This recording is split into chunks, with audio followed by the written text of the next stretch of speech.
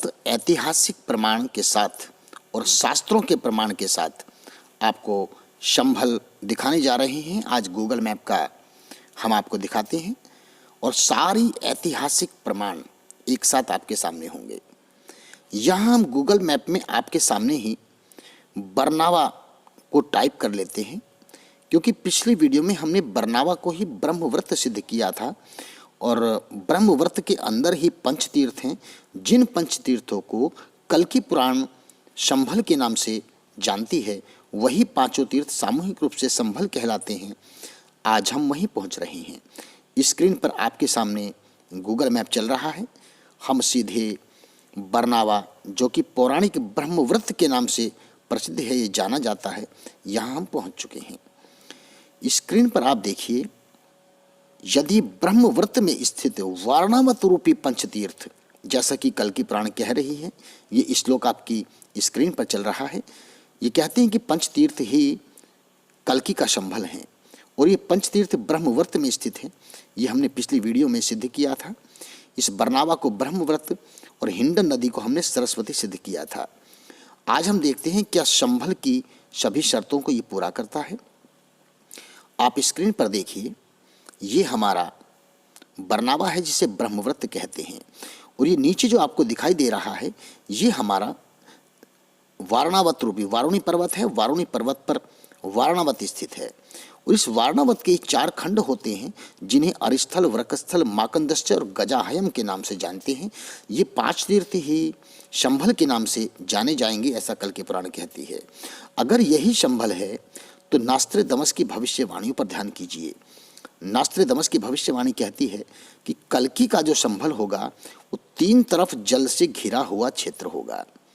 तो आप देखिए, इस गांव ब्रह्मव्रत बरनावा के पूर्व की तरफ हिंडन नदी है और इसके पश्चिम में कृष्णा नदी है।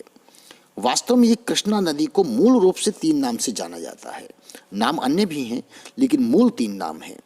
मूल नाम इसका यमुना तीर्थ के नाम से जाना जाता है और कृष्ण के बाद कलयुग में इसे कृष्णा के नाम से जाना जाता है। और दशा अवतार जब आते हैं तो दशा अवतार के कारण इसे दृश्यदशी नदी कहा जाता है और यही सरस्वती नदी से संगम बनाती है। तो आप देखिए, इसके 3 तरफ जल है, दक्षिण में संगम है, दोनों तरफ नदियां हैं। तो ये तो सिद्ध हो जाता है कि 3 तरफ जल से घिरा हुआ क्षेत्र है। नास्त्रेदमस की दूसरी भविष्यवाणी कहती है कि 5 नदियों का प्रांत होगा। तो सरस्वती नदी 5 नदियों की धाराओं का ही सामूहिक रूप है और इसी कारण इसे पंचगंगा, पंच नदी, पंचतीर्थी आदि नामों से जाना जाता है।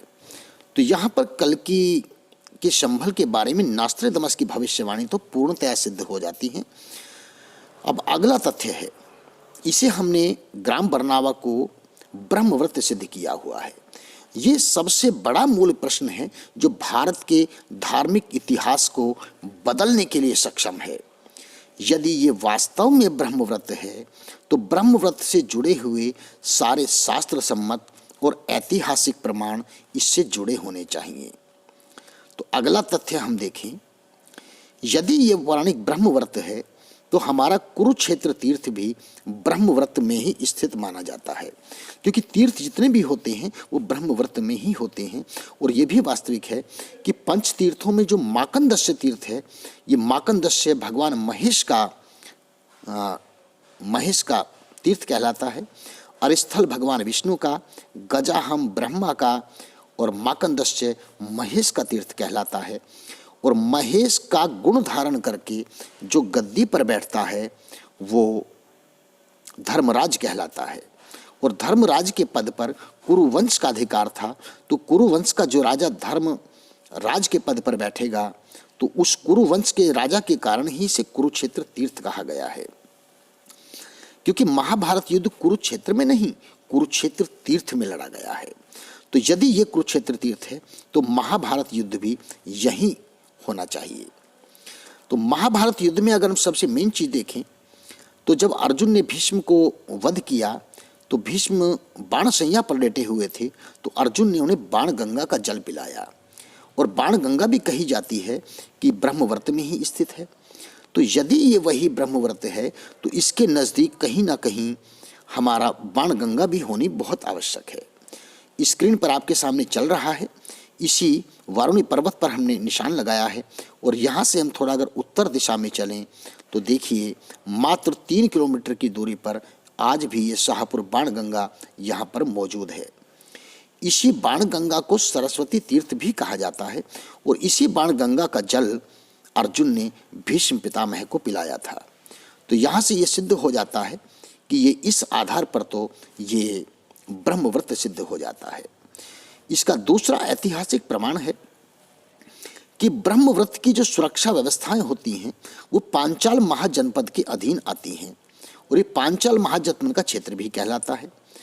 और ब्रह्मव्रत और पांचाल महाजनपद को सरस्वती नदी 2 भागों में विभक्त करती है, यानी कि दोनों की सीमाओं का निर्धारण करती है। तो जब इस सरस्वती नदी के पश्चिम में ब्रह्मव्रत स्थित है तो इस पश्चिम नदी के पूर्व तट पर पांचाल महाजनपद होना चाहिए, ये आवश्यक है। तो चलिए देखते हैं पांचाल महाजनपद इससे पूर्व दिशा में किस तरफ स्थित है। हालांकि पूर्व में ना होकर के पूर्व उत्तर पूर्व दिशा में है। और ये देखिए आपके सामने चल रहा है पांचाल महाजनपद, जिसे पांचली बुजुर्ग भी कहा जाता है। ये लगभग 7.5 किलोमीटर की दूरी पर स्थित है, यानी कि ये बिल्कुल ब्रह्मव्रत हो सकता है। इसके ये साक्ष्य भी प्रमाण मिल जाते हैं। इसी पांचाल महाजनपद के राजा द्रुपद रहे हैं। तो ये दूसरा तथ्य सिद्ध हो जाता है। तीसरा तथ्य, यदि ये वास्तव में पांचाल महाजनपद है तो आप याद कीजिए जब पांडवों से द्रुपद का युद्ध हुआ तो द्रुपद को बंदी बनाकर जब द्रोणाचार्य के समक्ष ले जाया गया तो द्रोणाचार्य ने आधा पांचाल महाजनपद को 2 हिस्सों में विभक्त कर दिया, उत्तरी पांचाल और दक्षिणी पांचाल। उत्तरी पांचाल की राजधानी अहिछत्र को बनाया गया। तो कोई भी राजधानी जब बनती है तो हमेशा वो उत्तर पूर्व की दिशा में स्थापित की जाती है, क्योंकि ईशान कोण सनातन संस्कृति में पवित्र कोण माना जाता है। तो जो भी अच्छी चीज़ की स्थापना होती है, राजधानी की स्थापना होती है, वो उत्तर पूर्व दिशा में ही होती है। तो यदि ये क्षेत्र उत्तरी पांचाल बना तो इसके उत्तर पूर्व में अहिछत्र होना आवश्यक है। तो देखते हैं इस पांचाल महाजनपद के उत्तरी पांचाल जनपद के कितनी दूरी पर अहिछत्र स्थापित है। जैसा कि हम देख रहे हैं चल रहा है। तो यहाँ से हम केवल उत्तर पूर्व दिशा में, क्योंकि ऊपर की तरफ उत्तर है और दाहिनी तरफ पूर्व है, और उत्तर पूर्व की दिशा में ही ये छुर आपको नजर आ रहा है। ये वास्तव में पौराणिक अहिछत्र है। इस अहिछत्र नाम का ही अपभ्रंश होकर के आज इसे छुर के नाम से जाना जाता है। तो यहाँ हमारा तीसरा भी तथ्य पूर्ण हो जाता है कि ये वही पौराणिक पांचाल महाजनपद है जिसे पांचाल महाजनपद के नाम से जाना गया। अगला तथ्य आता है कि यदि ये पांचाल महाजनपद 2 भागों में टूटा, उत्तरी पांचाल और दक्षिणी पांचाल, तो उत्तरी पांचाल की तो हमें सारी पहचान मिल गई। तो हम देखते हैं कि दक्षिणी पांचाल कहाँ स्थित है। चलिए हम थोड़ा सा, क्योंकि दक्षिणी पांचाल दक्षिण दिशा में ही होना चाहिए और दक्षिण दिशा नीचे की तरफ है गूगल मैप में, तो हम दक्षिण दिशा में नीचे चल रहे हैं। तो ये देखिए आपको पांचली खुर्द के नाम से नजर आ रहा है, ये आपके सामने है, जो लगभग उत्तरी पांचाल से 24 किलोमीटर की दूरी पर दक्षिण दिशा में स्थापित है, जो पांचली खुर्द है। इसे दक्षिणी पांचाल के नाम से जाना जाता है। अब इस तथ्य को भी ऐसे सिद्ध करेंगे, यदि ये वास्तव में दक्षिणी पांचाल है तो दक्षिणी पांचाल की जो राजधानी है वो काम्पिल्य को बनाया गया, और राजधानी जो भी बनती है उत्तर पूर्व दिशा में ही होती है, ईशान कोण में होती है। तो इस पांचली के भी उत्तर पूर्व दिशा में काम्पिल्य होना आवश्यक है। तो क्योंकि उत्तर ऊपर की तरफ है और पूर्व दाहिनी तरफ है, तो हम इसके सीधा ऊपर चलते हैं। तो आप देखिए उत्तर दिशा में पीपला नामक ये गांव है, ये हमारा पौराणिक काम्पिल्य है, जो दक्षिणी पांचाल की राजधानी जिसे स्थापित किया गया ये वही है। तो यहाँ पर 5वां तथ्य भी सिद्ध हो जाता है कि ये वास्तविक पांचाल महाजनपद है और ये बरनावा ही वास्तविक ब्रह्मव्रत है, जिसे शास्त्रों में ब्रह्मव्रत कहा जाता है। अगला हम देखेंगे पॉइंट, ये जो आप मेरठ देख रहे हैं ये वास्तव में मेरठ नहीं है, ये हमारा पौराणिक विराट नगर है। अगर हम देखें तो विराट नगर हस्तिनापुर और दंडकारण्य के मध्य में स्थित था, क्योंकि दंडकारण्य में पांडव अपना अज्ञातवास काट रहे थे और हस्तिनापुर में दुर्योधन शासन कर रहा था। एक तरफ से दुर्योधन की सेना आगे विराटनगर की तरफ बढ़ती है और उसकी रक्षा में दूसरी तरफ से अर्जुन ब्रह्मलला के रूप में सेना को लेकर के आगे बढ़ जाता है। तो दोनों का मिलन विराट